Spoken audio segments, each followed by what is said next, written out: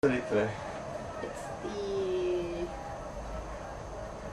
I'm looking on.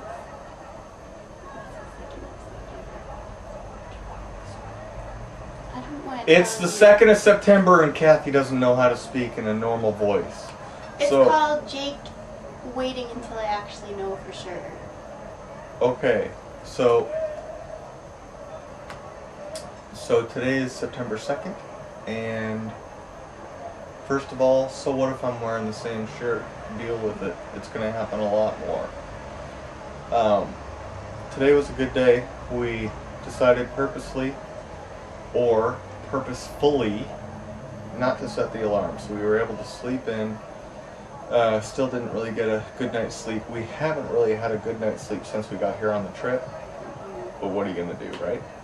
These pillows are like the epitome of lumpy. I swear, they have a very thin sheet of cotton on the outside, then inside it's filled with golf balls. So, what did we do today? Let's see, we got up and we walked down the street in search of coffee. It seems like every morning here we wake up and go in search of coffee. Maybe it has to do with the bad night's sleep. I don't know, you put them together. Bad caffeine. So we went to this place that was owned by a couple of Greek people, and I was happy because they had crepes finally.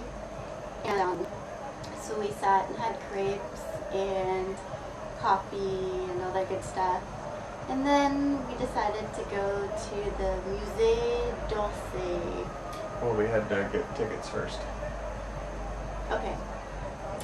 So before that, we had to get tickets for the train. We're going to Chamonix tomorrow on the night train. We leave around 10:30 at night, which is cool. We get a night train finally, booked our couchette.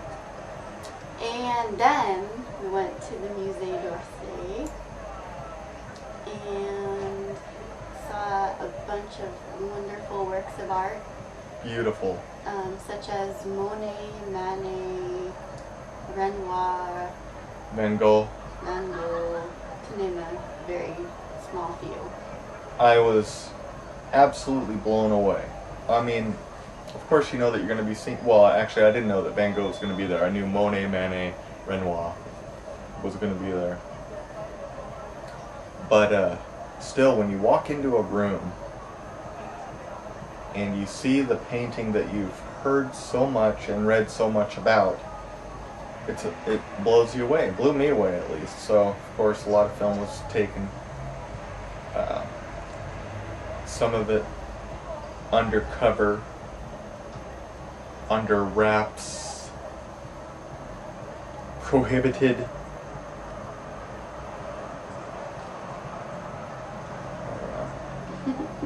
And then after the museum, we just came back here and rested for a little bit, and then went right on out again. Had some dinner at a nice place. It was just a sirloin steak, fries. One thing that I need to clear up, and this could be, it's most likely just because it's Paris and not, France as a whole. But the whole saying that the wine is cheaper than water or pop is not true. It's about the same. So we were drinking Coke. I don't want to be drunk all the time, so. Actually, okay, so 50, what is it? Not ounces, but 50. Milliliters. 50 milliliters of beer, which is basically 12 ounces maybe. $8. I know. Calm down. Calm down. Okay, so we went to the Supermarché, and the exact same beer, 6-pack, was like €3. So there's a 6-pack sitting in our mini fridge, and as you can tell by my pronunciation, I've had 2 already. So we went out and had a dinner, like you said, and then we went and did...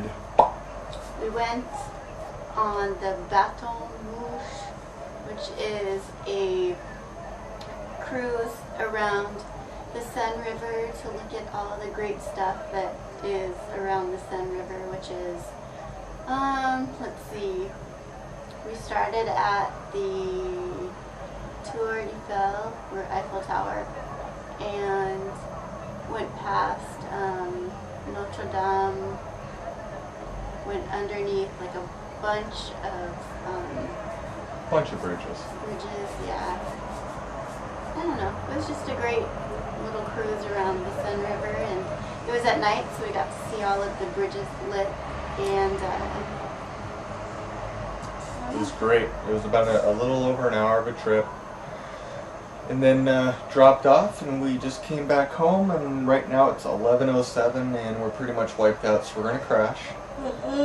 Tomorrow I think is going to be a big long day because we have to check out of here between 11:45 and noon. That's what the guy said. But our train for Chamonix, like Kathy said, doesn't start until 10:22 in the evening. So we're going to find something to do for that amount of time, and hopefully we won't have to be hauling our bags around. But that's it. We look forward to tomorrow. We're not going to be setting up our alarm, and hopefully the place across the street catches on fire and burns down. Yeah, because I can't stand being woken up anymore. Big bass, but it's actually not that big of a deal. So, anyways, signing off. And have a good gonorrhea. So here we are sitting on the River Seine. Well, it's over there. Behind us. It's too much direct sunlight. It is hot. I think it's just humid. I don't know what it is, but I'm sweating like a mofo. It's humid. Yeah. But we're gonna be getting on our train in 8 hours. So what the hell are we gonna do for 8 hours? we're just chilling. We have nothing in the plans, nothing in the works. So there you go. On our way to pay our respects to Jim Morrison.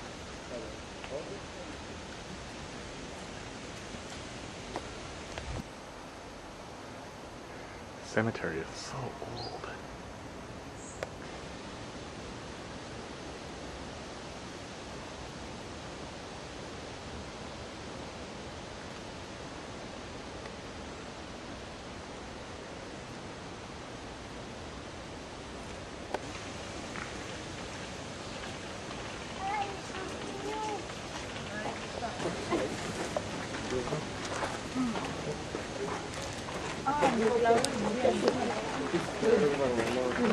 He was the Lizard King, and yes, he could do anything.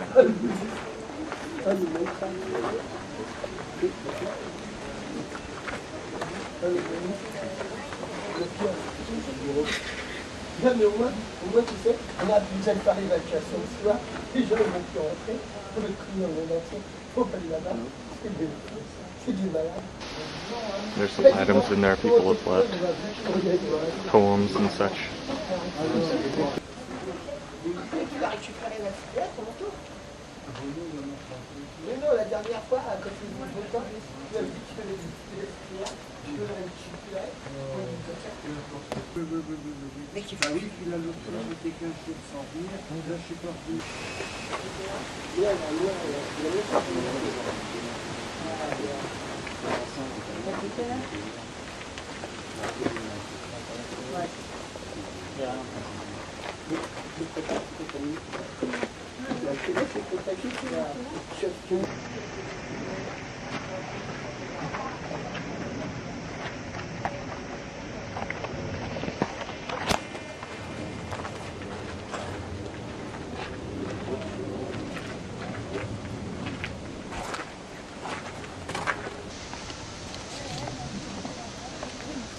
Just to kind of give an idea of how vast this cemetery is.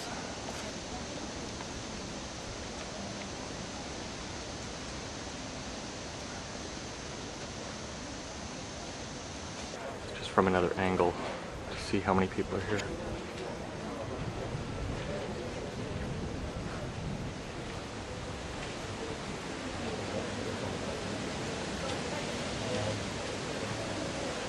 even have a police officer.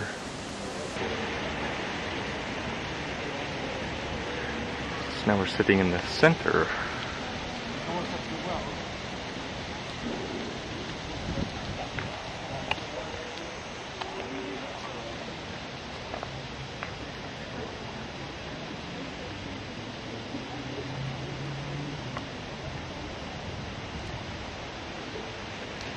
So we just left Jim Morrison's grave, sweetheart. And was it your expectations, or was it a little bit lower or higher? It was below my expectation. I guess I thought maybe he would have like a little mausoleum or something. Just a very like plain grave, plain. Yeah. And you know, I know he has fans and everything, but it just looked kind of trashy the way that the grave was. Well, I guess kind of like Hendrix, a lot of people used to party at his grave. And I think that there was a bust initially at his grave, but I think somebody stole it or it got broken, so they just left it out. But people pay their respects in many different ways, I guess. Yeah, well, in my opinion, very disrespectful ways. Shouldn't take anything from the dead. I think, in my opinion, it would lead somebody to have a cursed life to take something from the dead. So, just a theory. And there's new life.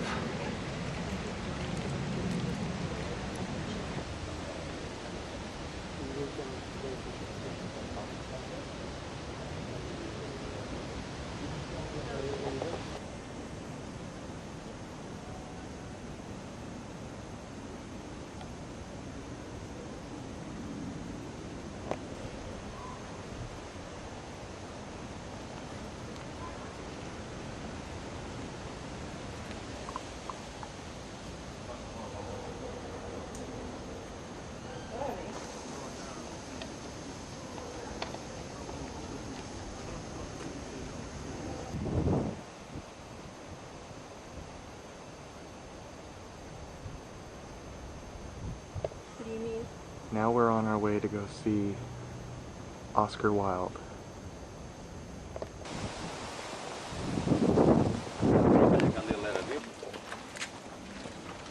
Look at all the lip prints that the women have left Oscar.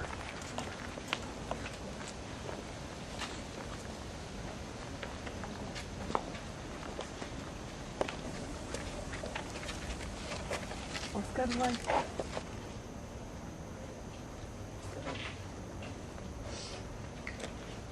This is the back.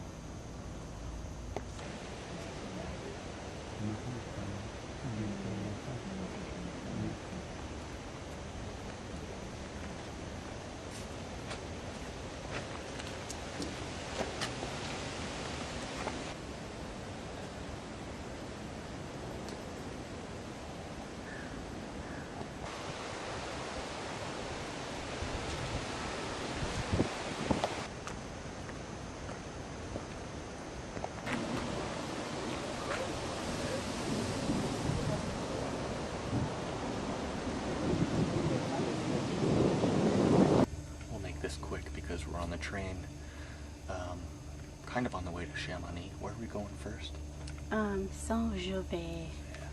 It is 10 minutes after 10 and we are dragging ass. We've been sitting at the station for a long time. So what did we do today? We got up, checked out at noon, and didn't really have much planned, so we sat by the Seine River River for a while.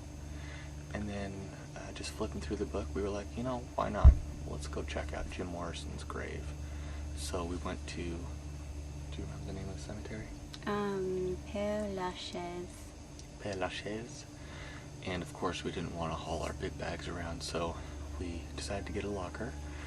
That was pretty cool. We put it in to locker E, paid our €7, and shut it, and it was kind of ajar, but the guy was like, no, you're good. So we left and did our thing, and we saw Jim Morrison's grave, Sarah, we saw a lot of other people. Sarah Bernhardt. Yeah, and Oscar Wilde. yeah, that was cool. Hundreds and hundreds of lipstick prints all over from different women. And so we decided that, you know, we were pretty wiped out, very humid, sweating all over the place. So we decided to come on back and just sit at the station for a while.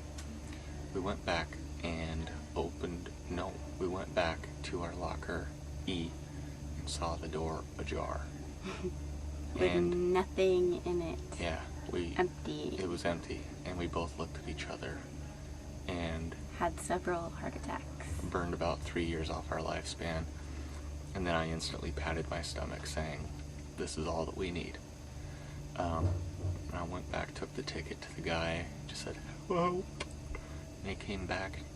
He's like, no, L, meaning the ticket had a letter L on it. I'm like, what the hell are you talking about? Long story short, what ended up happening is that we put it in E, got our ticket, paid, and then they moved it without telling us to L. Well, I guess that you buy your ticket first, which tells you where you are supposed to put your stuff. So we were lucky, but nothing was stolen. So now we're on the train, and we have a couchette, and we're going to have 2 people with us, above us. So maybe, hopefully not. Got my earplugs just in case. And that's it. Tomorrow, we're going to have a little hour wait and then pull into Chamonix, and then we're going to try to get over the Alps in one day just to save us a travel day. So, Weather permitting. Weather permitting. Says Rick Steve. Yes. So, sniffer dogs around the place.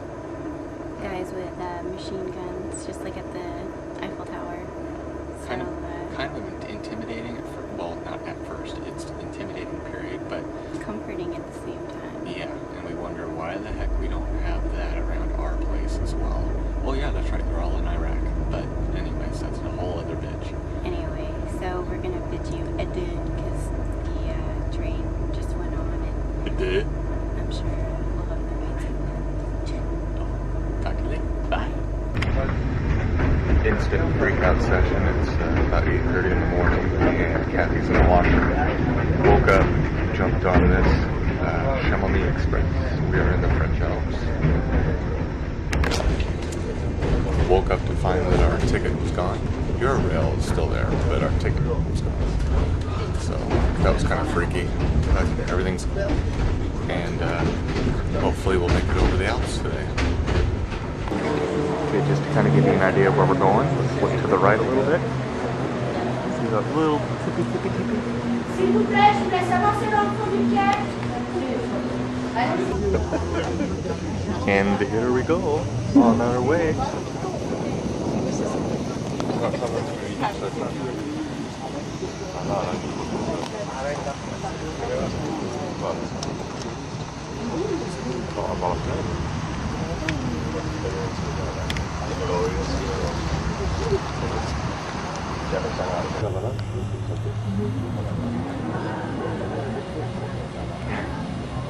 It rocks a little bit back and forth.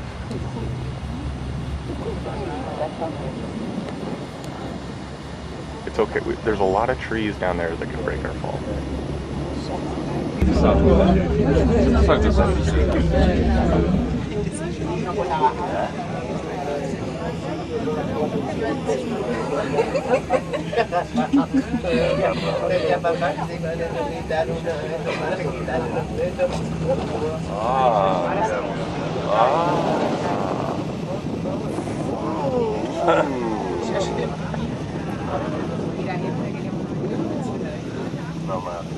Stability is highly overrated.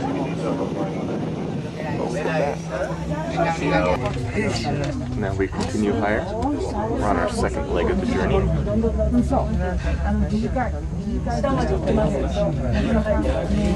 Kathy's doing spectacular.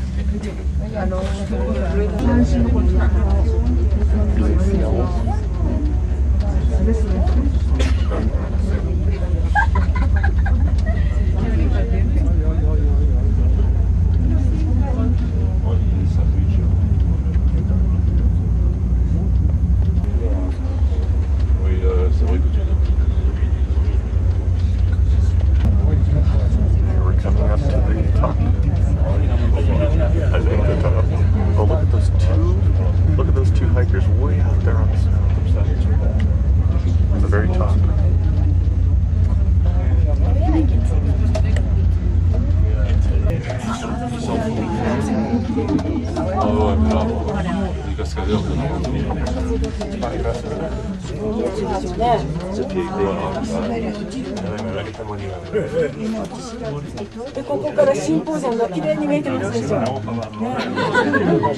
Remember that really small thing that I was pointing at down there? There it is. That's awesome. Look at those hikers. That's amazing. I can already feel it. The air is thinner. Yeah, my ears are popping like crazy. And there's the city that we came from, the little town. And then to get to the next one, we have to go through walls of granite. Here's the next one.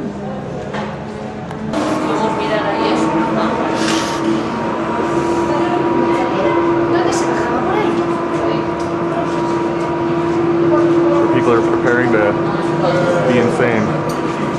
What? The first Winter Olympics in 1924 were held in Chamonix. That's cool. How do you feel about this whole thing? I feel good, better than I thought I would. Great. Maybe it's the thin air that's taking my mind off the whole deal, and maybe it's the really crappy sleep I've had for 5 days, or maybe it's because I'm hungry. Yeah. Everything's okay. I am really lightheaded. Same. Like buzzed a little bit because I'm so lightheaded. Yeah, I can't decide if it's the air, or if I'm hungry, or if I'm tired. All of the above for me. Okay. Now we're very lucky. We got our own little mini gondola. I think normally 4 people fit. And my butthole is stuck in the seat. Check out those 2 people really quick if you can. See how precarious that is? Those people are just on the edge. They're walking on the edge. And we are on our way down the opposite side. And I'm gonna slowly grab the camera from Kathy. And I'm just gonna show these people way down there hiking. Isn't that amazing? And that's where we're headed. That next little thing way out there. And I cannot say it enough that I'm so proud of Kathy because she's doing so well. She didn't want to go to the top of the Eiffel Tower, yet she is doing this. So, I'm very proud of her.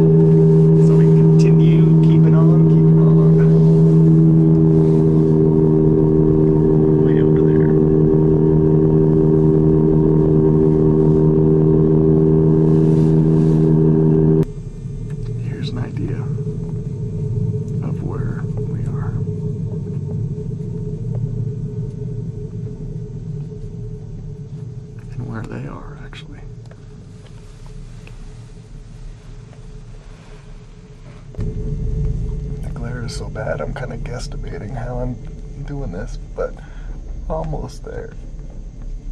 Now we're on our way down. We're in Italy. Woke up with number two. Woke up.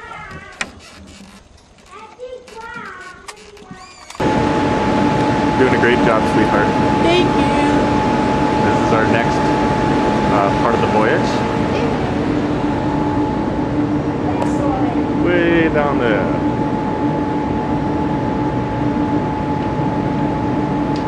I believe that might be Torino.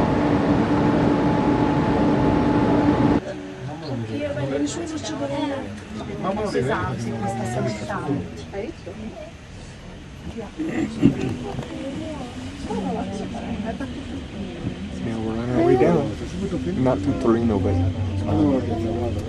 Apollo. Where would you say? Apollo?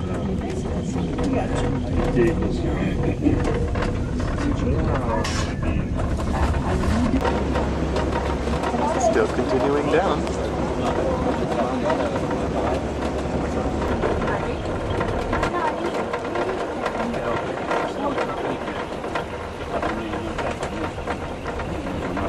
We're on our last one. Yay, finally. Starting. So am I.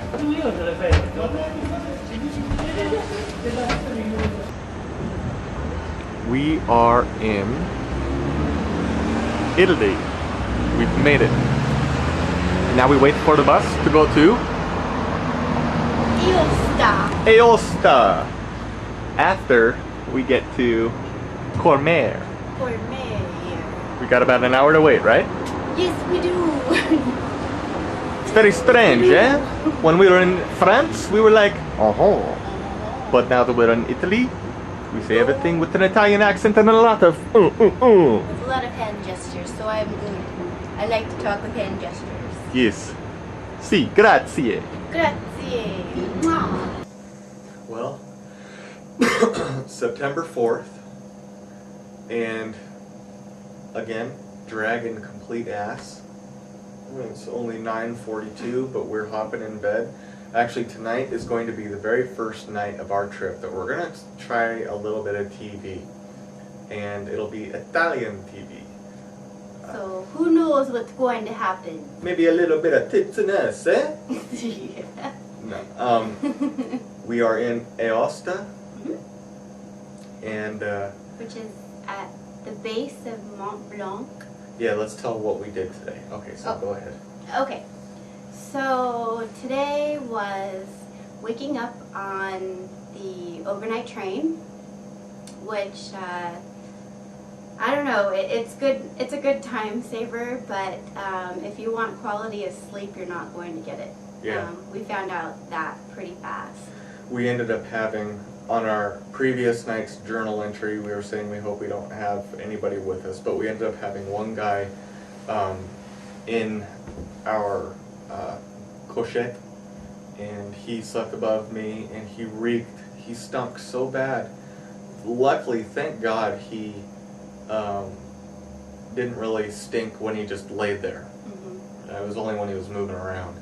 And there was also airflow, and so it wasn't that bad. It was just when he was moving back and forth. But he seemed like a nice person, but I don't know if it's just the American culture not to trust or whatnot. But all night I kept thinking, is this person going to attack me or something? And obviously he didn't. But I kind of had that, in my mind, so I didn't get a good night's sleep, and he didn't do anything. No. It was a weird atmosphere. he actually helped us out, teach, because we didn't even know how to lock the door. I mean, stuff like that. So I mean, he was like, "This is how you lock the door, and here's the main light for the room, and here's your small little lights." And then the next morning when we got off, he knew that we were going to Chamonix, so he was like, "There's the train." So Yeah. he was actually very helpful. So it was wrong for us to think that, but Exactly. oh well. But it's hard. Like, I guess it's just, the stranger in the room and the unknown, So anyway, so yeah, it worked out well, and he was really sweet and everything. So check this out. Okay, again, we went from Paris down to Chamonix during the night, and in the night there were stops, and since Kathy and I didn't really know anything about anything, at least I did. I think that she did too. We woke up on every stop, just wondering. So, picture this.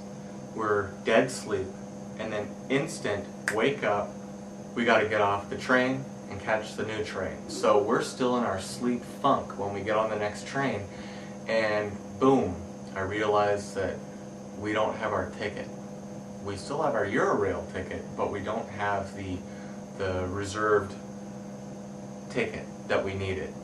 I think my theory is the guy who took our ticket to get on, or the conductor took our ticket to get on to the overnight train, and I remember him writing stuff on it, and I honestly don't think he gave it back to us. I think he may not have realized that we had a connection, who the heck knows. But anyway, so I don't think he gave it back to us, and we didn't know enough to not take it. Instant freak out session. So I'm jumping off the train to Chamonix and jumping back on the, well, it might be confusing. We didn't go straight from Paris to Chamonix. We went from Paris to some place. Saint-Gervais, and then we had to take an hour train to Chamonix. So I was jumping from train to train trying to search down this ticket and couldn't find anything. So I finally found a conductor, or a security guard, who took me to the conductor, who was just like, silly American, you know. I'm assuming, I don't think so, but, you know, so she was fine. She let us on. And so that was that. We got to Chamonix, not an ounce of food in our stomach since way before. We had a sandwich at the train station, I think like 7:30 or 8. Yeah, 2 hours before our train. So it had been more than 12 hours since we had eaten. And we started our gondola ride, and that was absolutely amazing. So beautiful. Well, yeah, so beautiful. Very, very beautiful.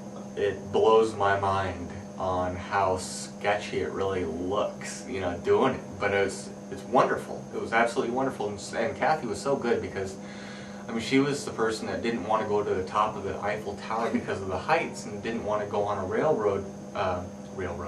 a roller coaster ride in Las Vegas because of the height. Well, she went on this gondola ride that went straight up this mountain to the point, and then when you got to the tippy point, then you stretched out, and Well, let me just fill you in on like all these gondolas, because it's like you start off on a bigger one, which, you know, is intimidating, but not too bad because you have like 10 other people, you know, in there with you. But the pièce de résistance of the whole thing for me, on the scariest part of the ride. Yeah, the scariest, most like bad part for me was when you got to like the top of Hellbrunner or something like that. I can't remember the name of it. You get in this little one that fits about the 4 people. Or 2 people with 2 big backpacks. Yeah, so our backpacks counted as 2 people. So we Sorry about that. Shed some light on the subject. Anyway, so like picture this like teeny tiny like cocoon of a thing hanging on like wires over the biggest mountain range you've ever seen. We were so high up, I would have to say, guesstimating of course, that the height that we were on that part was as high as the Space Needle?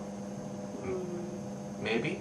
Maybe even more. Maybe even more, because the people were little teeny dots. Yeah, about this big. And we were going over crevasses, and it was just absolutely beautiful. Just this huge, like, tundra of snow. Yeah. It was gorgeous, but... And then we see these sketchy guys going out with their long toenail crampons going out, and they're walking right on the peak.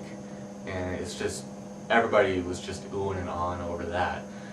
So just because of us being tired and we wanted to get moving, we didn't really stay at any one of those places. I mean, way up in the mountains where there's nothing but ice and rocks, there was actually small places where you could have a bite to eat or get little souvenirs and something. So they really had it set up well.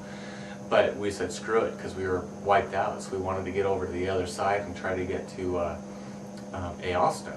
But so we started the gondola ride, shorts and a light shirt, and at the very top it was freezing. Had to throw on our jacket, and we just beat our butt down, and we finally made it to the bottom. Asked some people the way to go. Oh no, we went into a... No, we were so hungry because we didn't eat anything. Or drink anything. Or drink anything, really. I have to say, like, it was so beautiful, but I was wanting to get back on terra firma really fast. Yeah. So we didn't, stick around like Jake said, and so we went down to the town, and then they had a little cafe, so we had a little piece of pizza, which was good. Good. It was really good, mostly because we were extremely hungry, but it was good. And plus they gave us little like chips and snacks and stuff, so it was really nice. And, which we totally ate all of. And just really, really nice people, and interested in teaching us, their language, so we appreciate that. And then they told us that we needed to go to the bus stop to get to take a bus to Courmayeur or Courmayeur. Something like that. Anyway, so we had to wait at the bus stop for like an hour, which was fine because I could lay down. And it was the nicest bus stop I've ever seen, like a little house or something. Yeah. And little chameleons running around. That was cool. I wanted to catch like one. The kind that I had when I was a kid, like that long. Just... They're so cute. Oh, one thing that was really trippy about this whole gondola thing, which I'm still feeling the effects of a little bit, is you kind of get sea legs. I mean, sure, it could have been the lack of sleep and the hunger and all that kind of stuff, but we've already been through that with our previous journeys in Paris and stuff like that. So, I mean, yeah, we had the sea legs, and our equilibrium was totally off, it's totally still off. Yeah, exactly. So, that was great. So we took a bus ride to Courmayeur, and then we had an hour to wait for the bus to Aosta, which was an hour wait, and then an hour long bus ride. Yeah. But the bus was actually a nice one, so that was good. Yeah. And got to Aosta. With no place to stay. No, because we had originally wanted to go to Nice right after Aosta, but there's just no way that we were gonna get on a train after being like on a train for like 9 hours, and then just with the day we've had, it would have been crazy. You can't consider the overnight train as sleep. It's still travel, so I mean, there's just no way. Yeah, exactly. I mean, you've got the train like moving back and forth and stopping, and just crazy. So we were just like beyond, like pushed to our limit. So we had to find some place in Aosta to sleep. So we asked somebody at the train station, and no one really had a list of hotels. So they told us to just go to the square of town. So we found, in walking to the square in town, a little place that we thought may be a travel tourism place. And they said that they didn't have a list of hotels here, but if we walked, a certain route, we would find the Hotel Europe. And I'll tell you, after a travel that we had for the past couple of days, you're not going to walk and see how they are.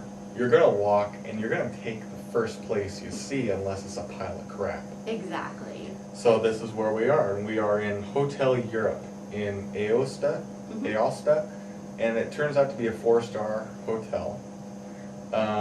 Which we weren't going to go any higher than like 2 or 3, but hey. Yeah, who cares? We're too wiped out. With the night that we had last night, it's actually like a really nice change. We deserve it. You know, there's actually air conditioning in this room, which we didn't even have in Paris. So this is the first time in our whole trip that we've had air conditioning. And our pillows are lump-free for a change. Yeah. So, worth the money. I think it's €95. Comes with breakfast in the morning, so that's cool. Yeah, so when you think about it, it's probably the same that we were paying in Paris. But, you know, Get now breakfast. we don't And have it's to a go out. nicer place. Right, we get a nicer place, we get air conditioning, and we get breakfast. However, we don't have to go find it ourselves, so that is cost effective. So, we stunk, and we had to clean our clothes. So, we went down and asked the receptionist where a place was, and he kind of pointed us to a general direction. I mean, there's a map that he hands out for like tourism and stuff like that, and he circled a couple of places. So we went out, and we couldn't find anything, so I just, excuse me, you know, went up to a girl. I was like, English? And she goes, eh. And I go, laundromat? Wash clothes? And she's like, I don't know. Like, I don't know. he could have said, you know, like, you know, racetrack, and she would have looked at him the same. So I said, oh, okay.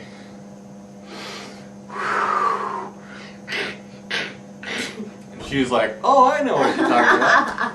But she didn't know where one was. So we finally just went to the second suggestion that the guy gave us, and we found a place. And we'll just try to make it a long story short. But we cleaned our clothes, stayed there. The dryer half dried our clothes. So if I took the camera and panned it around, you would see pants hanging up. Actually, screw it. I'm going to show you. Might as well just tell the story. Socks, pants. In the bathroom, it's pretty crazy. And shorts, shirts, and all that kind of good stuff. So, hopefully it'll dry out soon. But in the meantime of having it dry, we're dying of hunger. So we've, of course, got to go get some food. So we went and got food, and we actually went to the center of town, and we walked up and down, and we stopped at this place that seemed really good. There was another place that ended up being closed. We went to the first place we saw, and the guy was just so nice. Excellent food. Nicest guy on our whole trip so Yeah, far. because we're used to like France, and they're very reserved, and you know they're used to having service a certain way. So it's nice.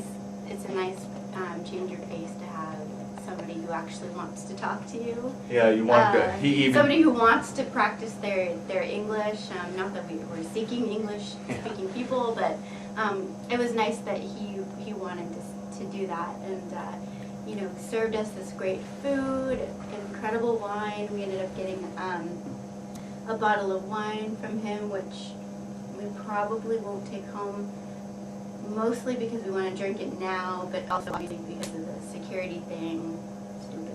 It's going to be good stuff. Yeah, so we need to go buy ourselves a corkscrew and have an excellent bottle of wine. Yeah, we asked for the house wine, and we pretty much just fell in love with that. And then I asked if we could buy a bottle of that, and he goes, you know, in his English, this is okay. I'm going to give you the best. So this was just 13 euros, which isn't bad.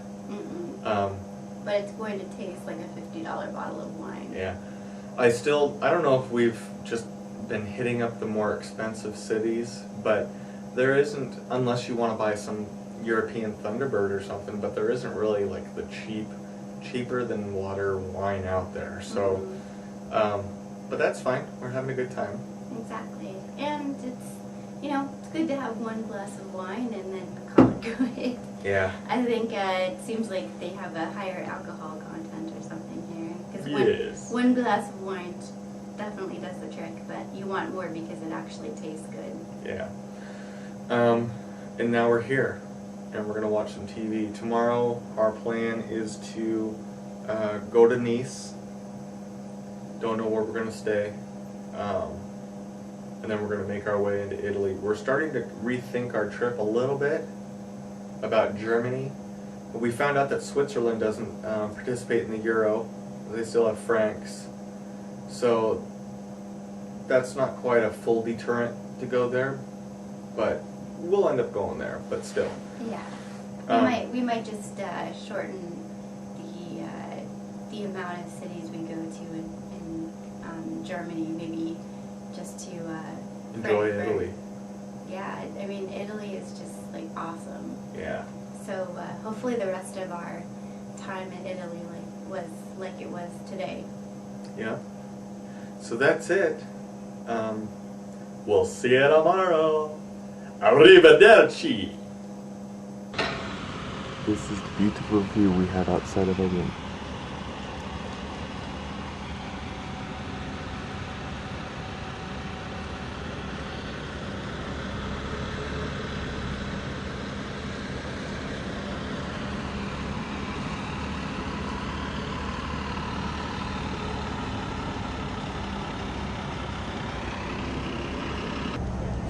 Here we are on our way to Ventimiglia, Italy, and then on to Nice.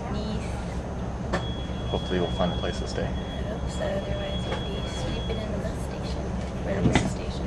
This has been a long day traveling, but some very helpful people nonetheless. So, there you go. Well, it's been a full travel day. A very full travel day and a very full bladder to match. And it will not go in that bathroom on this train because it stinks. And there's pee all over. There's pee everywhere and it smells like pee. And we But just take left. a look outside because it's much better. This is the Mediterranean. Beautiful. We just left Ventimiglia. We're on our way to Nice. We had a reservation that expired 1/2 hour ago. So hopefully we'll still be able to get there. We're going to give her a call when we get to Nice. And I cannot wait to lay my face down. Same here. Today is September 4th, and as you can see I'm talking in a French accent, which can mean only one thing. We are back in France. Decor. Nicole. We are in Nice. Today was a travel day, and we are wiped out 10:30, and of course, since we are back in France, we had to celebrate that by having dinner in the traditional French style. So we went to a Chinese restaurant, and that was very good. There was this very sweet little 15 or 16-year-old girl that was serving us and helping us out, and she was speaking broken English, saying that she was studying America and in Britain, and hopefully she'll come to America and go to school sometime. She was just so nice. So talk about today, sweetheart. So we got up at around 8:30. Had a good breakfast at our hotel, which we appreciated because we didn't have to go in search of a breakfast. I have to say, from now on, if the hotel offers breakfast, we're taking it. Mm-hmm. It just takes care of all the hassle of, like she said, searching one out. Plus it tends to be cheaper.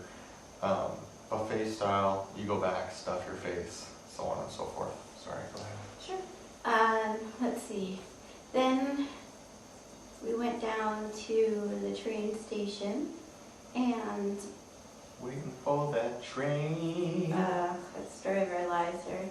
But the unfortunate thing is the guy at the ticket counter for the train station did not speak one even little word of English. And obviously we don't know any Italian at all, except for restaurant lingo.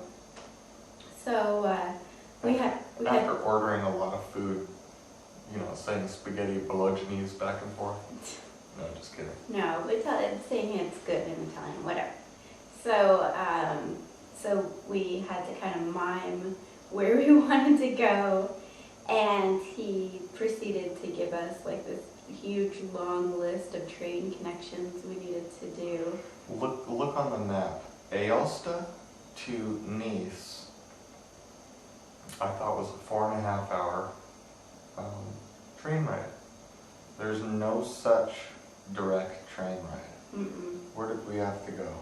We went to, let's see, we went from Aosta to Torino, Italy, to Cameo, Italy, to, oh God, I can't even remember. It started with a V or something. And then from that, Ventiglia. I think that was it. Ventiglia. something like that. Ventiglia. Something. Something like that. Anyway, so let's see, three trains. But on each leg of the train ride, it stopped at many different stations, so it took forever to get to like a place that was probably 45 minutes to an hour away. Not to mention the time we had to spend at the train station waiting for each leg of the train. So I think, what did we spend, like 9 hours? About 8 hours. On the move, 8 hours, felt like 9 hours. Then we went from, But one thing really quick, which was really cool, is that on the train ride, since it wasn't such a direct line, you would just pass through these little teeny villages, little teeny Italian neighborhoods, and just beautiful stuff that you would never ever see in the States. Couldn't imagine unless you were here. And you would just see all these old ruins that maybe you would assume were just old Roman ruins. I mean, in the States, they would say that wall is crumbling, and if a rock falls, somebody can sue us, so let's tear down the whole wall. Well, here they leave it, and it's beautiful, absolutely beautiful. Go ahead, sorry.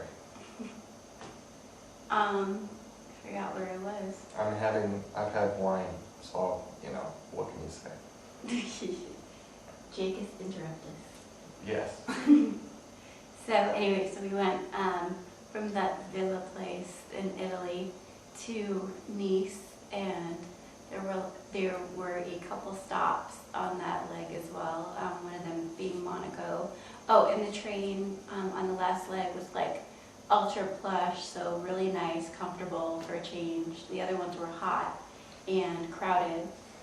We shut the blinds instantly. We made it as though we were asleep so we could have the whole compartment to ourselves. It was so nice. And then the train went along the coast, so we could see each coastal town, which was awesome.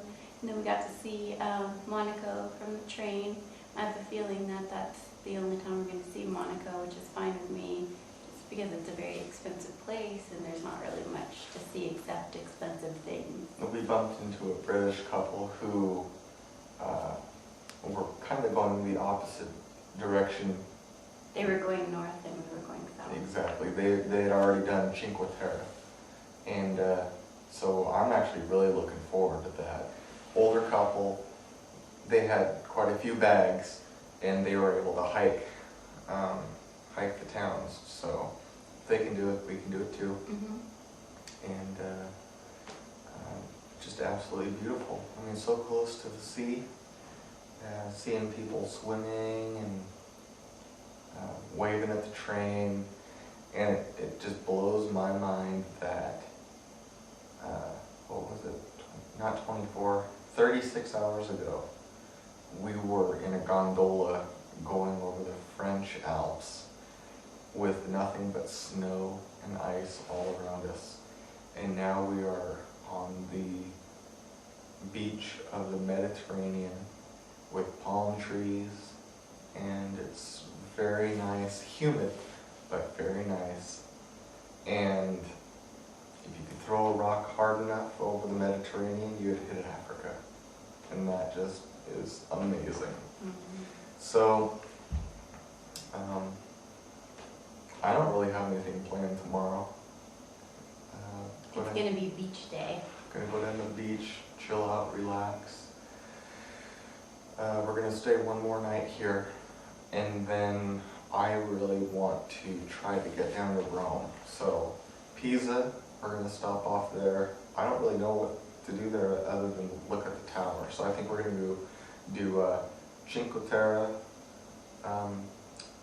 Pisa, make it a really long travel day, and try to get all the way down to Rome in one shot. So we'll see how it goes. Things could change. There you go. We're footloose and fancy free and we're loving it. Yes, we are. So, as the early Aborigines used to say, between 1560 and 1735, talk to you later. See ya. After a very good night's sleep and a wonderful morning and a wonderful breakfast, we are on the shores of the French Riviera. And it is absolutely beautiful.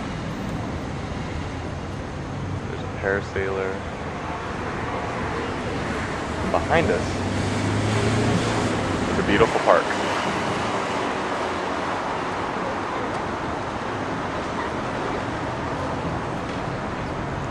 Back to my love. Woo! This is the beautiful French Riviera. And I can't see, it's too bright.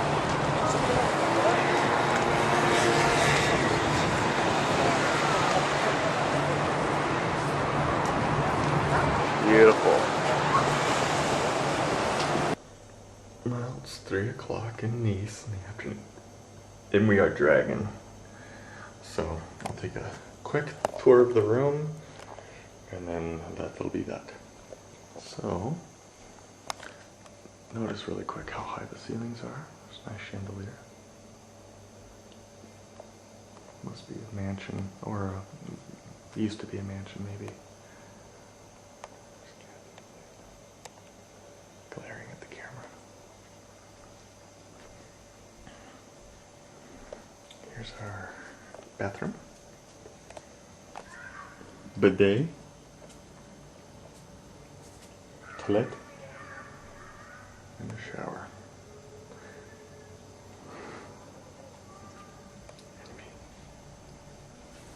And this is the view of the outside. Another TV that we won't be able to watch because we can't figure out how to use it.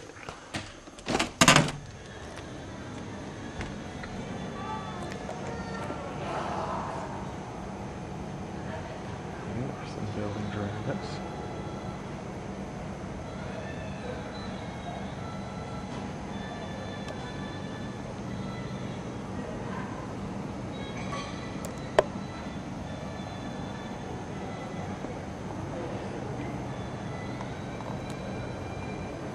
Being in Europe, I really want either a Vespa or one of those smart cars. So cool.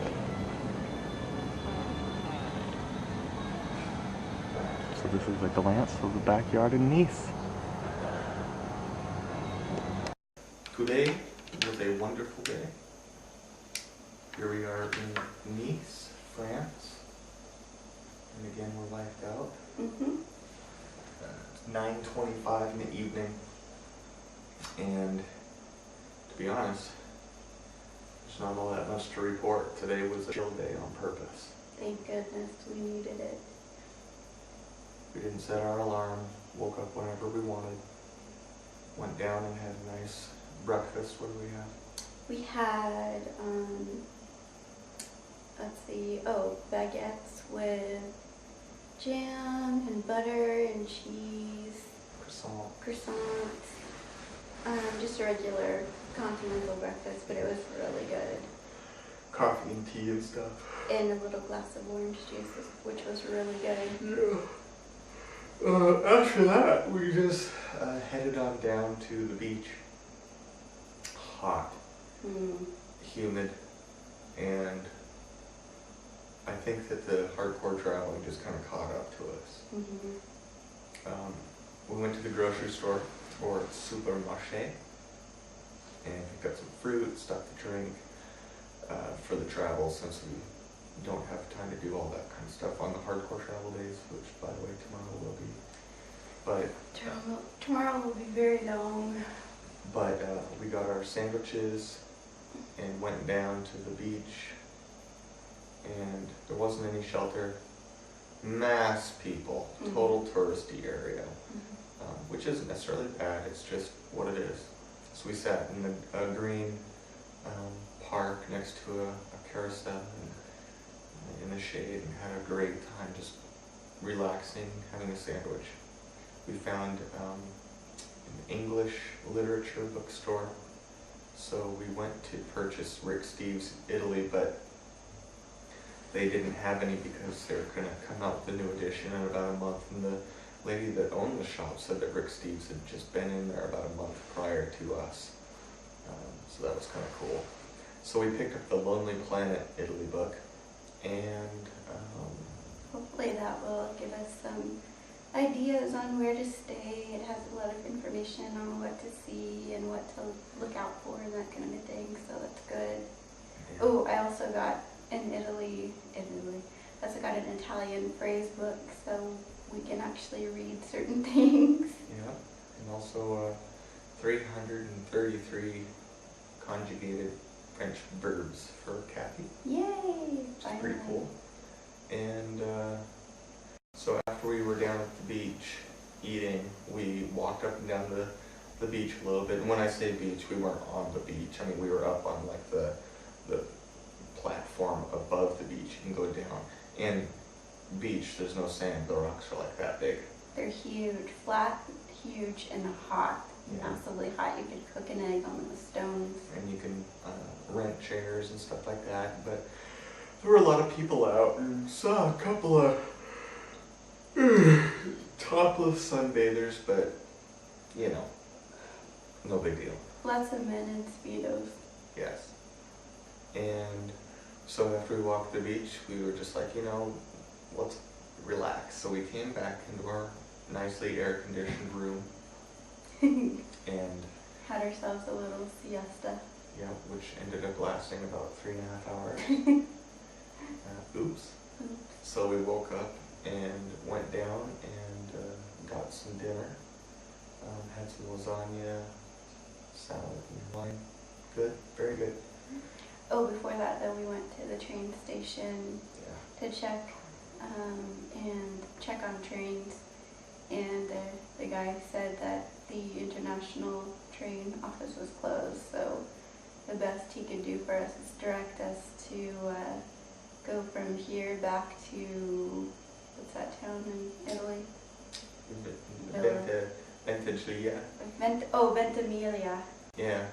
Ventimiglia. So we're going back to Ventimiglia, and then from there, hopefully catch a train to Pisa with not too many stops. The train though that we're gonna take, we're not gonna do the hiking through Cinque Terre, the 5 villages. We just don't have time. So we're gonna take the train through the villages. We're still gonna see it. And my goal is probably not gonna happen, but I would like to get to Pisa, take a quick picture of the tower, and try to get to Florence. I don't know if that's gonna be possible though.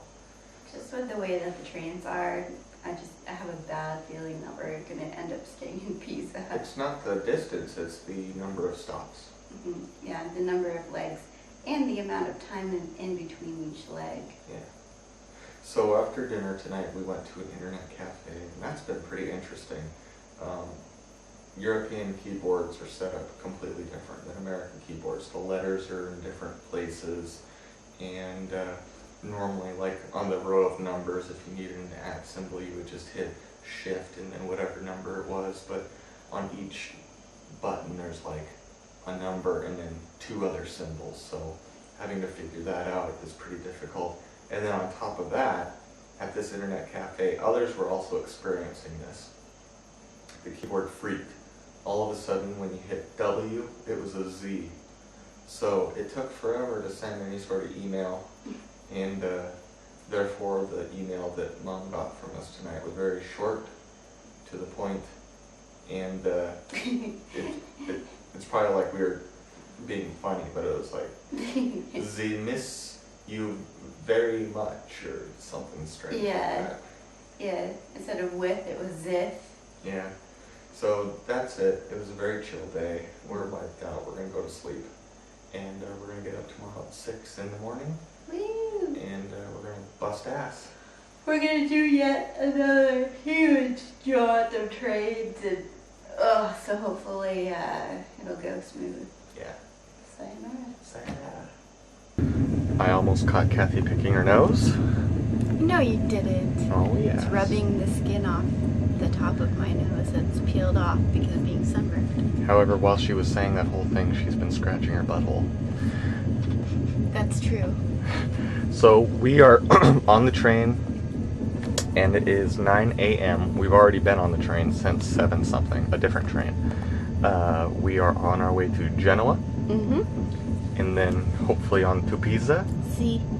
And we are on the Italian Riviera. See. And of course, the moment I whip out the camera is the moment that you can't see the beach.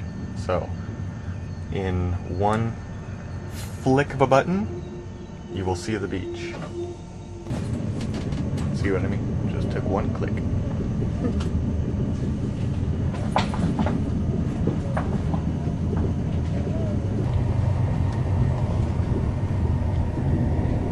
Still on the Italian Riviera. We've already been bumped from one car to another. I think we might be going for reservaciones next time.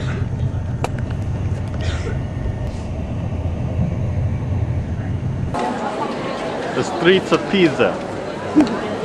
We are on Italia Corsico, or Corsico Italia. Right. We're walking towards the Leaning Tower of Pisa, getting ready to go have a fat meal. It is 6 o'clock, and look at what's happening out tonight. Pretty cool, huh? What do you think? It's cool. Alright. Here we are on the riverbank, still on our way to the Leaning Tower of Pisa. See the evening, a lot of people around. Beautiful.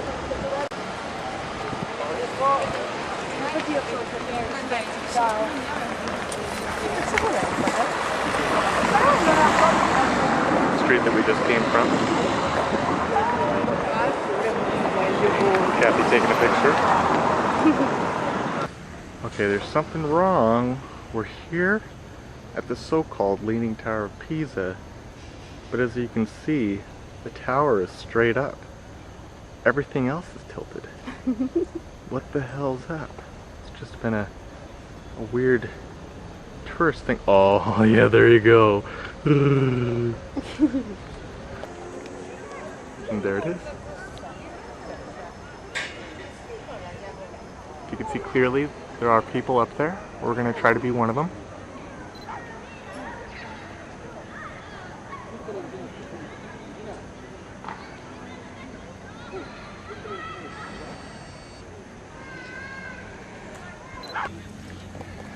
So Kathy just tooted.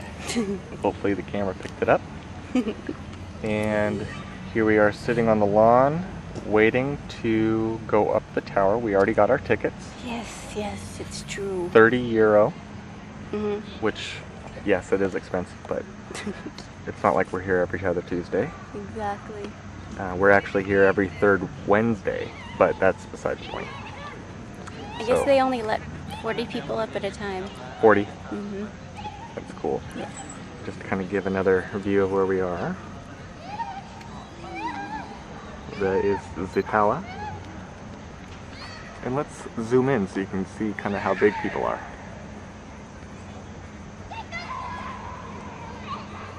So my first impressions of the tower are great, but the tower's a lot smaller than I thought it was. Here's some statue of a wolf and its saggy teeth.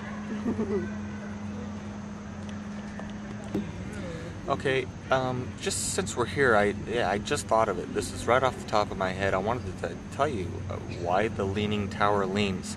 And even though this is off the top of my head, for some reason I just like looking down and to the left when I think of stuff that's off the top of my head. So anyways, and I'm gonna say kind of like, I don't know, maybe I'm a book. I'm talking directly to you. Okay, in other words. So listen. Welcome to one of the world's greatest cock-ups.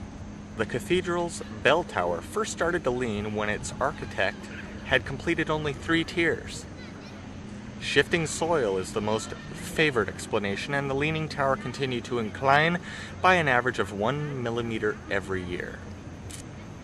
Over the years, several solutions to stop the lean were tried without success.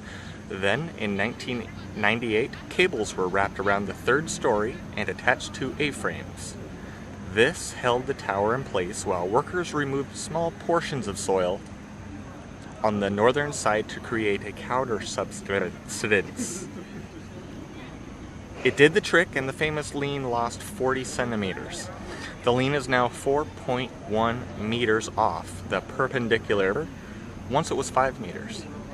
But more importantly, the slippage that first caused the tower to lean has finally been arrested. And yes, I did use the word arrested. I will stop molesting this, and you may look at the tower. Isn't it wonderful that that was just off the top of my head, Catherine? It was spectacular. Strange how I always look down and to the left, but I'm just gonna have to get used to that. But that's what geniuses do. That's true. The mark of a genius is Down looking down and to the left. and to the left, but not down and to the right. No. And yes, they do sound like they're reading, but I don't know, I just wanted to speak directly to the watchers. Thank you. Look at this goofball. Right there. It looks funny. Turn around, goofball. He looks like the lead singer of Journey. What's that song? Oh, Any song. crap, I can't remember. Too much practice. Now I remember. And so I've come to you with all nothing else. Am I right or am I right, people? I need to not look so conspicuous, but I'm going to check it out again. Hear what I'm saying. First the dude from Journey, and now little Danny Bonaducci. The Sargent family. Here the hike begins. 300 and something steps up. All uneven. And no, I won't film the whole way up. You're welcome. Look at the steps up, how they're worn out in the center. Great. The next time, we will be in the other top. Go ahead. Not that we need a break or anything. Just kind of showing you on the way up. And here we go. Oh wow.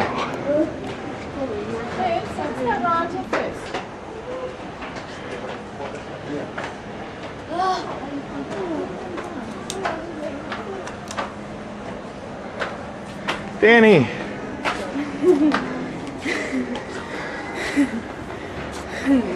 I guess he doesn't like to go by that name anymore.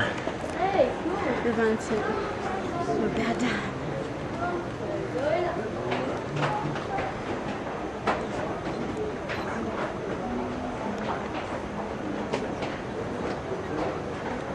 And this must be the stairwell up, going up further. Oh wow. We're going to take a little walk around though.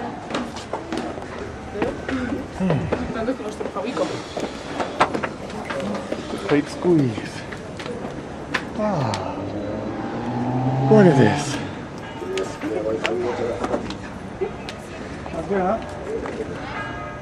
Wow, beautiful.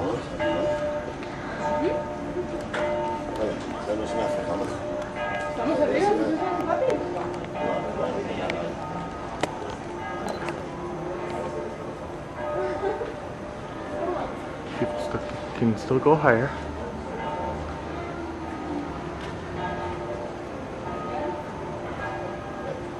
Now that is a shot.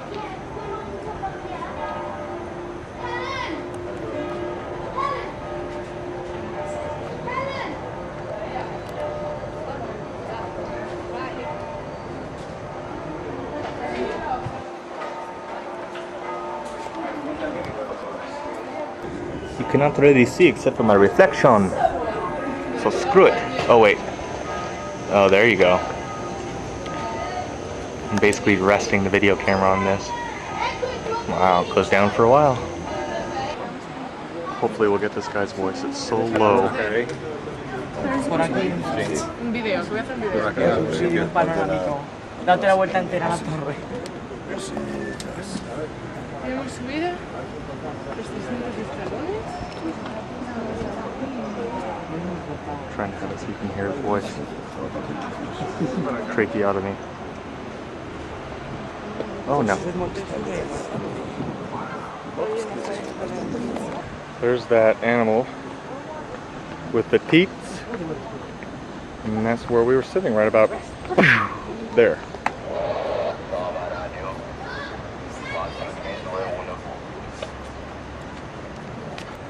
Just another view from the top. Nope, actually this is not the top. We're gonna go up there. And here's the step. Oh wow. Oh yeah. Oh yeah.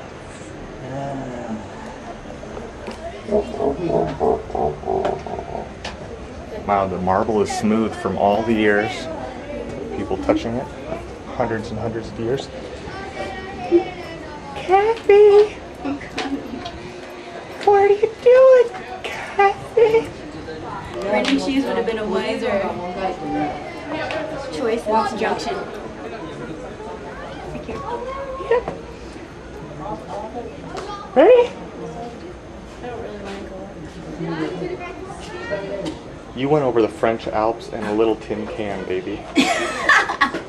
Yeah, but I didn't know how crazy it was at the time. Or how crazy it was going to be. Come on. What? Look at these steps and how they're ground down from people's feet. I've said it a billion times, but I can't get over it.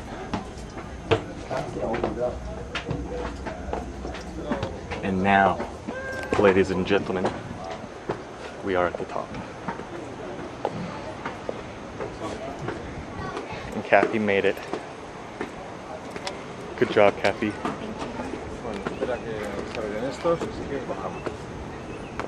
Bueno, damos una vuelta, pero más no, y pegados a esta. Sí, pero vamos, si te caes por aquí te matas. Te vas a caer por ahí. Pero si te caes por aquí a lo mejor no. That's where we just were.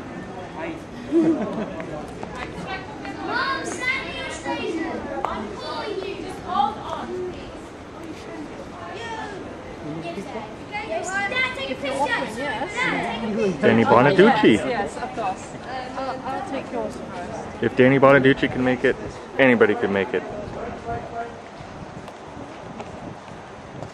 And that is the new Coliseum, where the new gladiators of the world play soccer. And no one dies. But they call it football. But they call it football. I'm a crazy American, what can I say, eh? Came for this morning.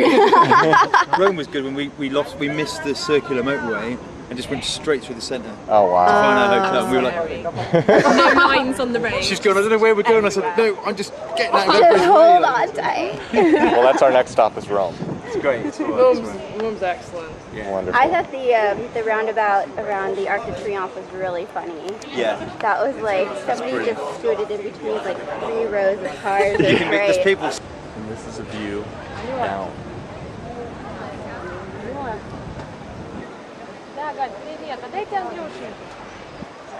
I'm hanging off the edge by my toenails to get this shot, and I hope you all appreciate it.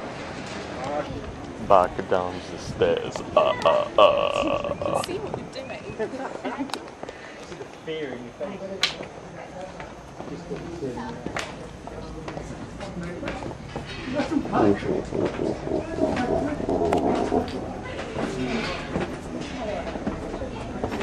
Man, these steps are slick. Bear. Slick as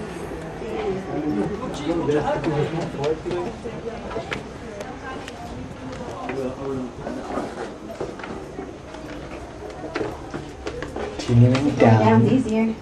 See. But now I'm getting closer to the earth. Yeah. It's always a incentive. Do you want to go this way? Since we haven't gone this way?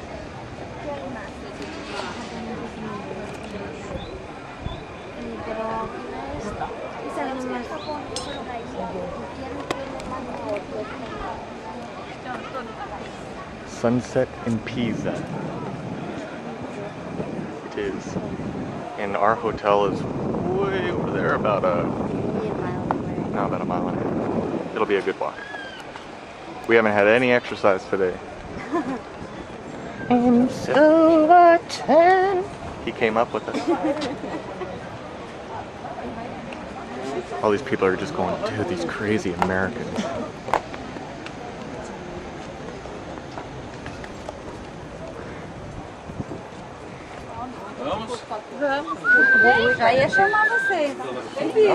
There's where you go down. You all set? Yep. Okay. 300 and something steps. I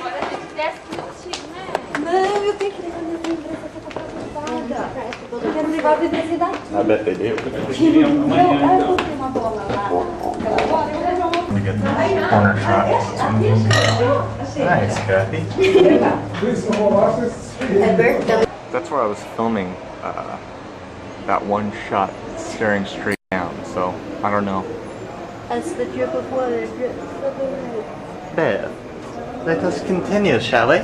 We shall. You're so brilliant. Smashing. Smashing good fun. Thank you. Yeah.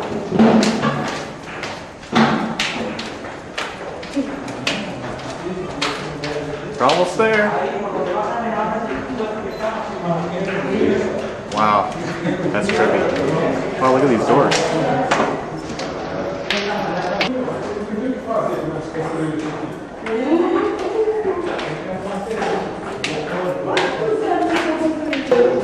Look.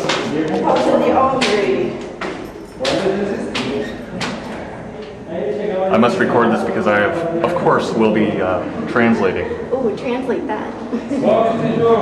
Don't fall on your ass. Okay, now here's the door. Beautiful door. And then Crepes, that was hot. now we're out. And this is what the floor looks like at the bottom. But of course, it's roped off, so we can't make it. But again, the final shot of where we came from.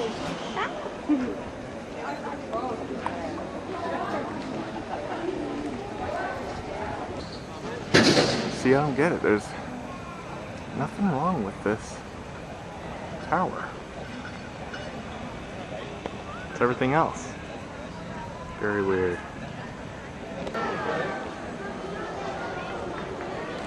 Don't know the meaning of it, but it's kind of cool.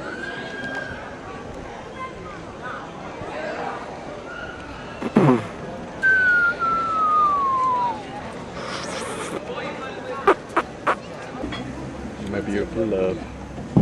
Baby. Having dinner in Pisa. And I'm going to hand the camera to her and just check out the beautiful, beautiful scenery we have.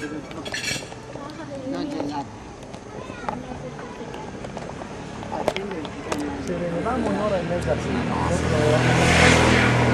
uscendo alle 9:10 di qua, c'è meno traffico. Io però l'insulina non la sai. Cosa? L'insulina non la sai. E allora? Adesso non me la metto quando vado. E devi metterla quando arrivi. Però devo mangiare. Ma che ora che devi mangiare? Stop it, you've got a drinking problem. Getting drunk on water all the time. I know, I'm gonna pee. My food is gone, but here is the reason why I brought it out. Of course, to show my beautiful wife, but also look up at that moon. There's some sort of lunar thing going on tonight, some sort of eclipse. I don't know if it's gonna be a full one, but check that out. Pretty cool, eh?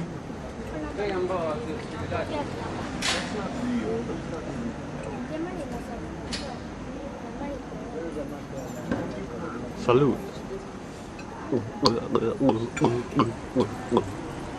You're lush. That is your 7th glass. I know, I'm so good and strong. Hello. Hello, buonasera. What's the date today? The 8th? 7th. That's right. So, it's about 9:30. Wiped out, of course. We are in Pisa. Pizza. And we just got finished with a beautiful dinner, as you saw. And went up the tower. Awesome. Long day of traveling again. Very long on the trains. We learned the importance of making a reservation when we went from Nice to Ventimiglia. We kept getting bumped back and back and back, and then finally we ended up just wandering into this car, and before we knew it, we realized that car was actually for like the assistant directors of security or some crap like that. But they were nice enough, and they saw the predicament we were in, so they were like, just go ahead and sit down. So that was that. There was a lady in there that was very nice, spoke some English and helped us out a little bit. And before we knew it, there was this guy that was brought in, and he looked pretty lethargic. And before we knew it, we were asked actually to stand up because he needed to lay down. And I don't know what happened to him. Diabetic, heat stroke, dehydrated. Anything. Yeah, all of the above. Who knows? He ended up laying down, his feet were above his head, and they kept checking his pulse. And the train actually had to stop halfway.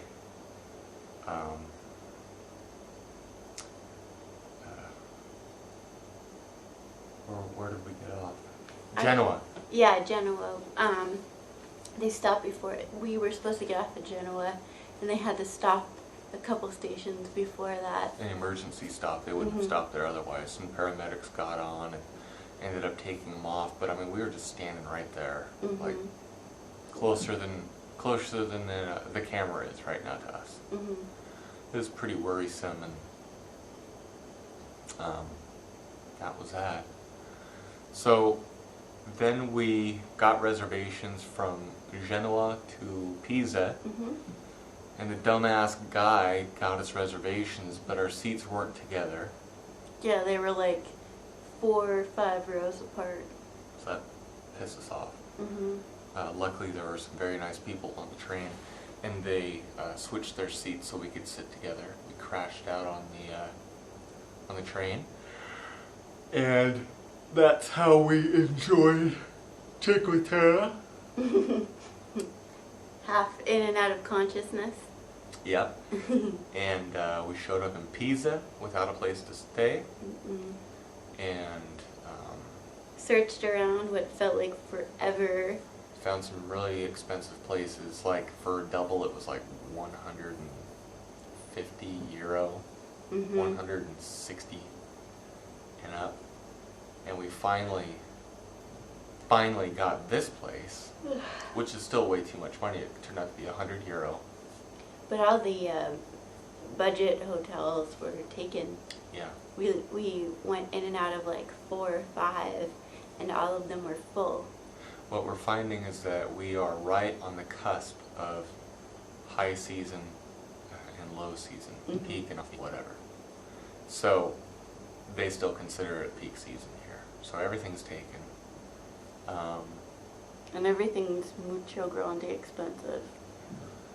Meaning places to stay. The food, actually, we had a fat meal tonight over, well, you saw it. We had a fat meal with the Leaning Tower behind us, a beautiful moon with some sort of funky lunar partial eclipse, and that was less than €30. I think that was one of the cheapest and best meals that we've had here. And you get fed so much. Yeah. So because we were walking around a lot, we didn't want to deal with that in Rome, so we jumped on the phone. Everything's booked. Everything.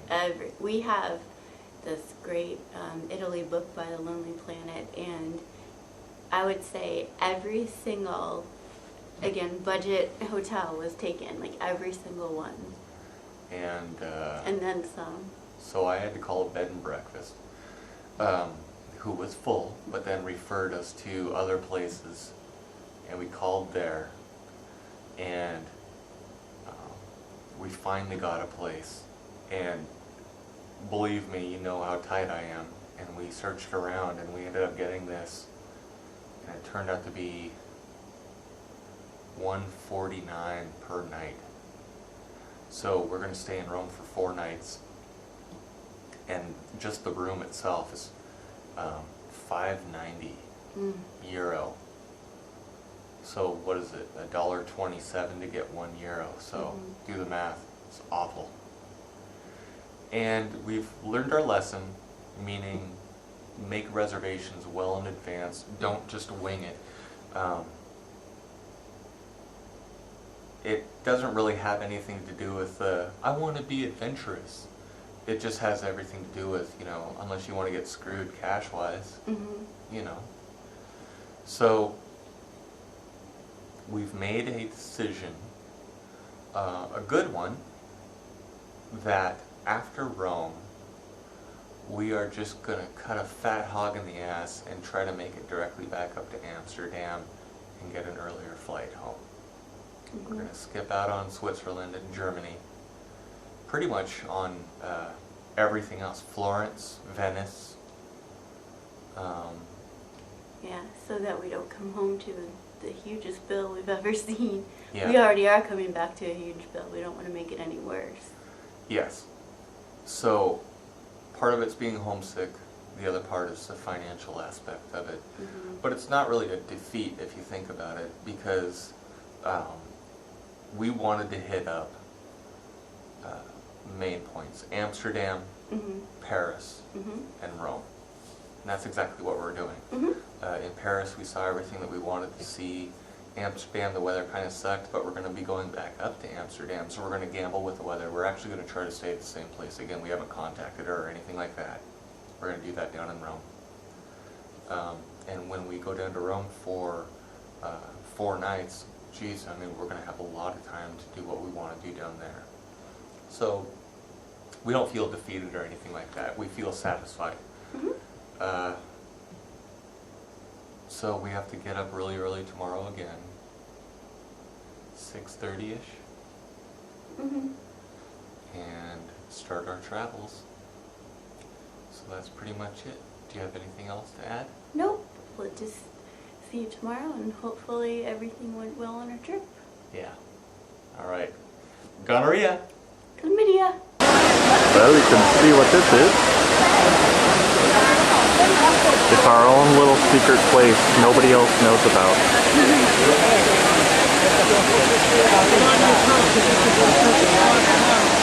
Actually, check this out. It's crazy. Look at all these people. Look at all these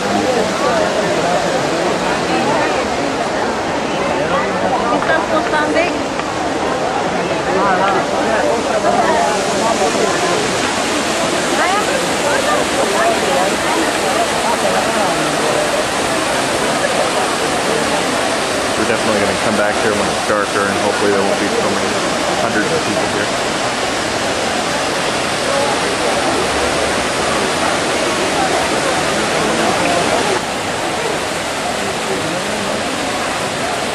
We wanted to come by again when it was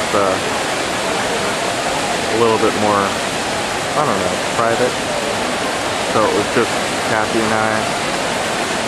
Nice romantic evening. So anyways, here we are. A nice private atmosphere. Holy crap!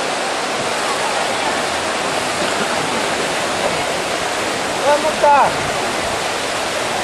¿Ah? Uy.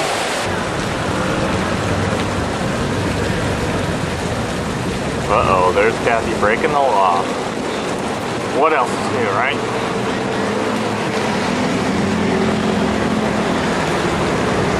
Beautiful. And just to kind of give an idea of where we are. Tour bus galore.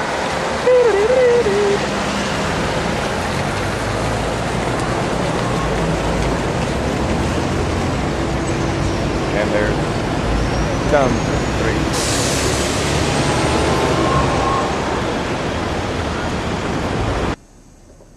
Lo and behold, we are here again.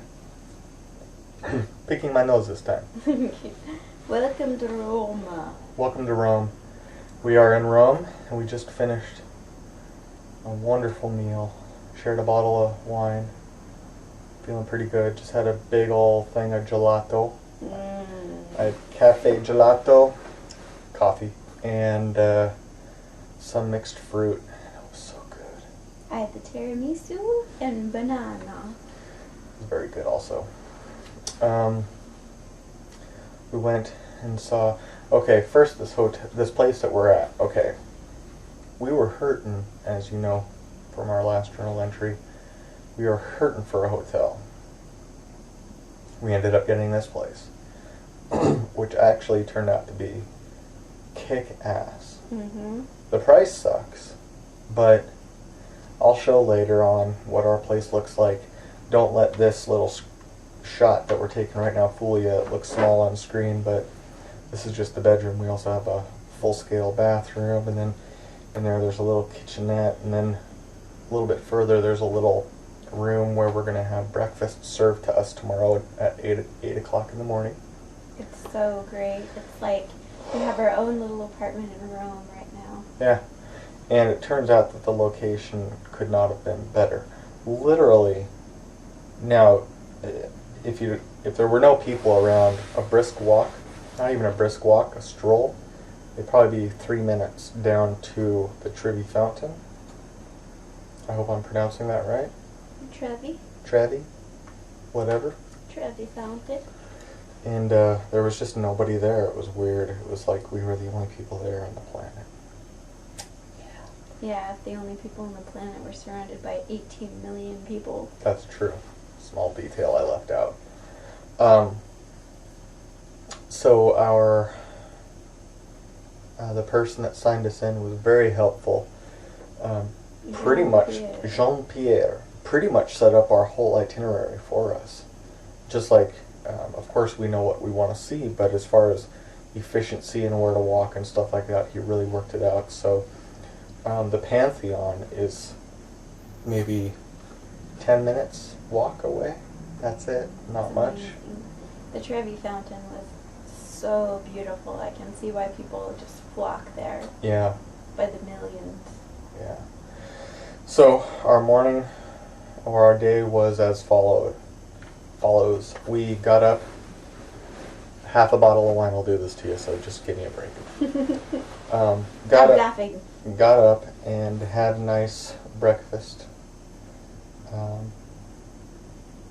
Ordered 2 double espresso, and then just poured them both in 1 cup because I'm just that type of guy. And then actually ordered another double espresso.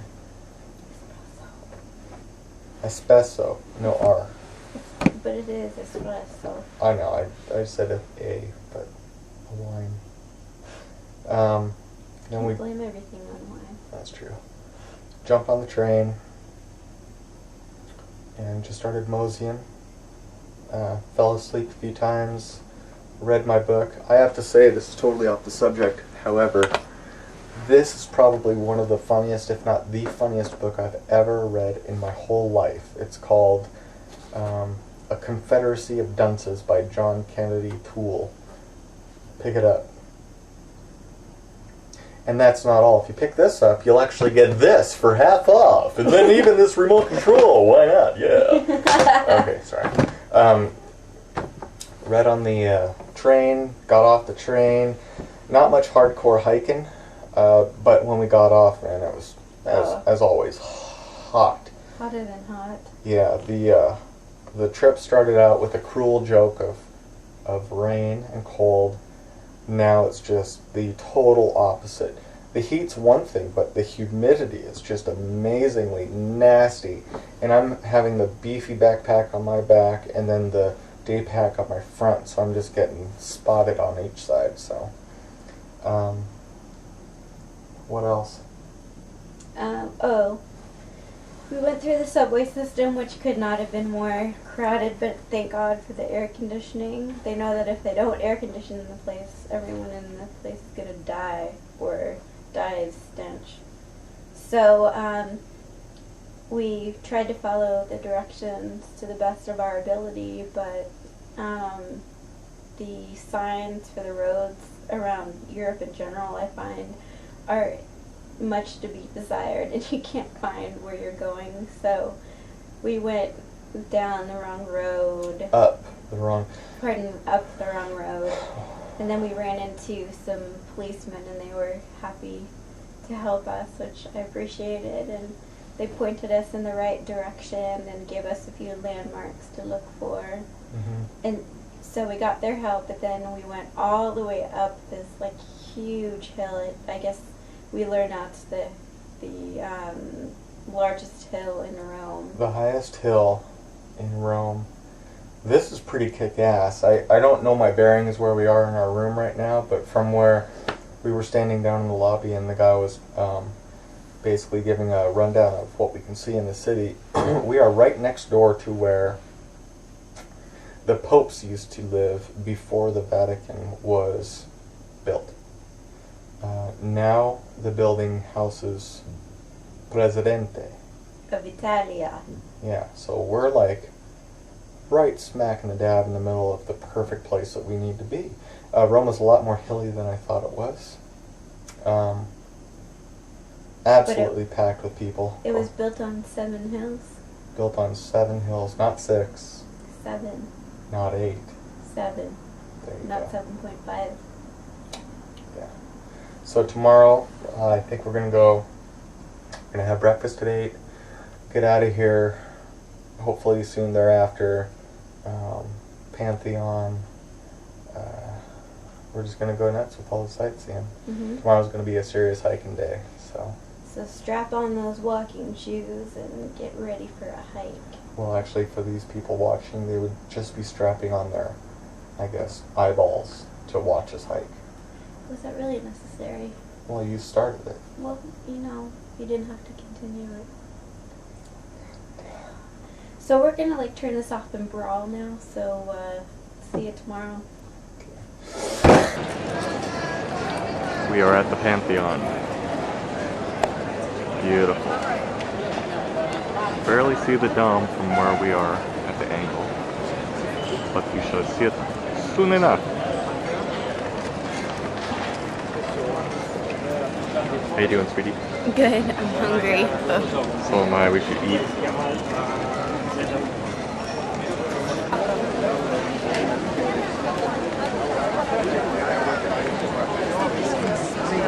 Vabbè, sì, certo.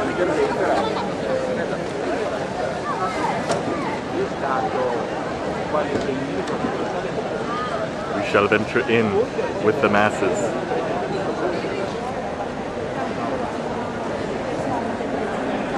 Okay.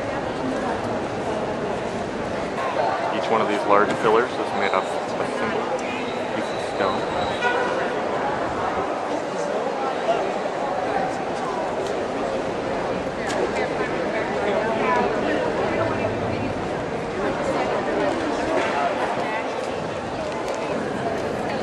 Walking inside the Pantheon.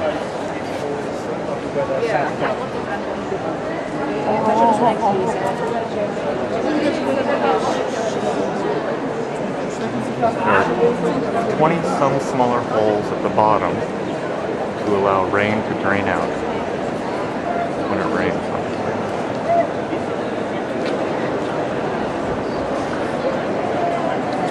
It's quite cool in here.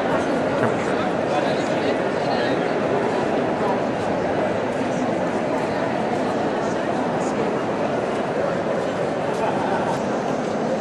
This is directly below the opening.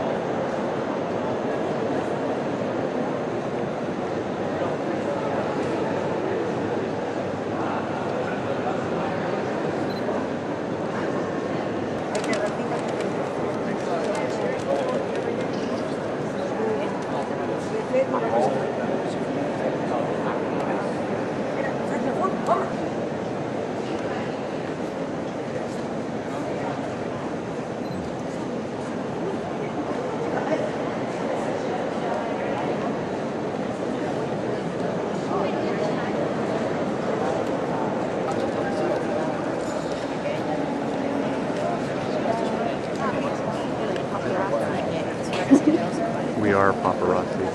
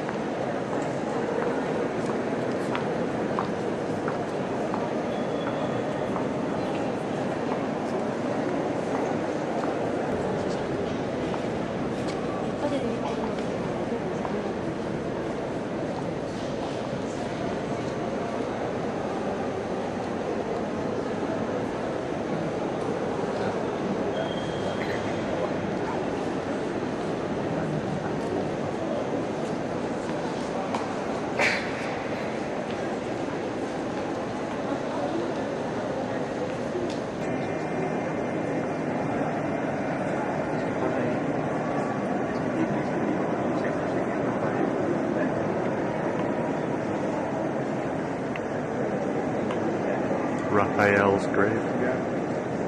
It's Raphael.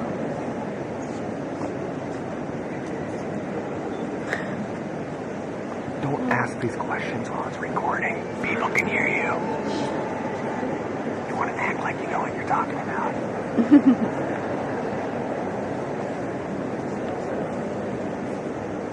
He was an artist. Oh, okay.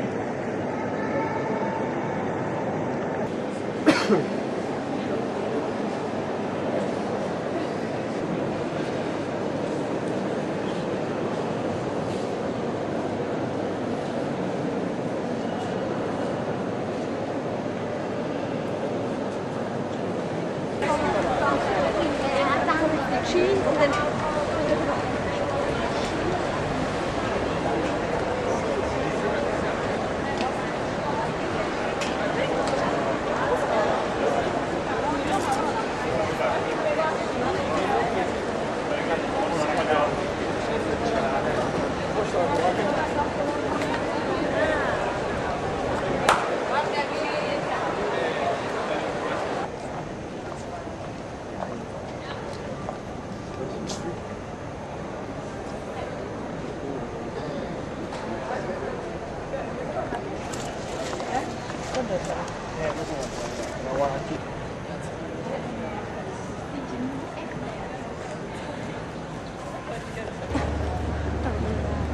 Okay, we just saw some chick. She had to have been in her 20s. He's like, This must be an important area. It scares the shit out of me.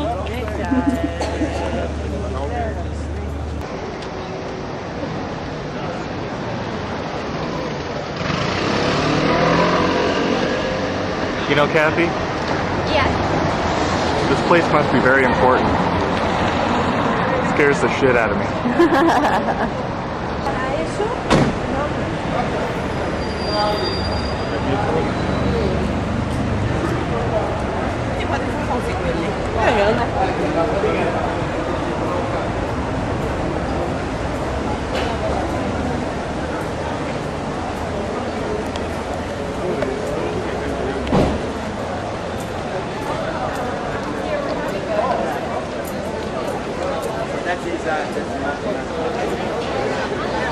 And this is the same hieroglyphics that was on the older one. Yeah, but the other one, those are real area. That's the time of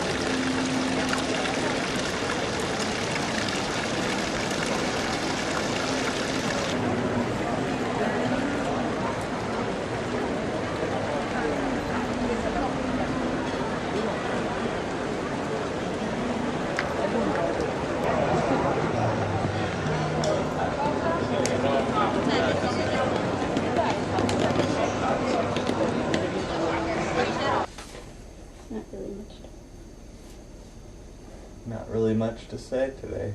Yeah. Poor Today. Jake. He got sick from bad water. I guess Rome is kind of like Mexico. What did you call it? Something revenge? Oh, I called it Italiano Revenge, but we could call it like, what's a famous painter for Italy? What is it really called? It's called Montezuma's Revenge. Italian style, thank you. That's... And I don't feel very well. So we got out of here whenever it was that we got out of here. And what did we do? We went and saw the Pantheon. And we went and saw some of their really nice fountains, which you'll see later. So you've already seen them. And then we went and had lunch in a really nice little restaurant off the beaten path. And Jake had some really great pasta e fagioli soup and pizza margherita. And I had some good pasta. And then we came back here so Jake could relax so we could have a full day tomorrow. And then we went out a little later in the evening and had some gelato and got some more Powerade for Jake's stomach so that he can actually be rehydrated. And here we are. That's it.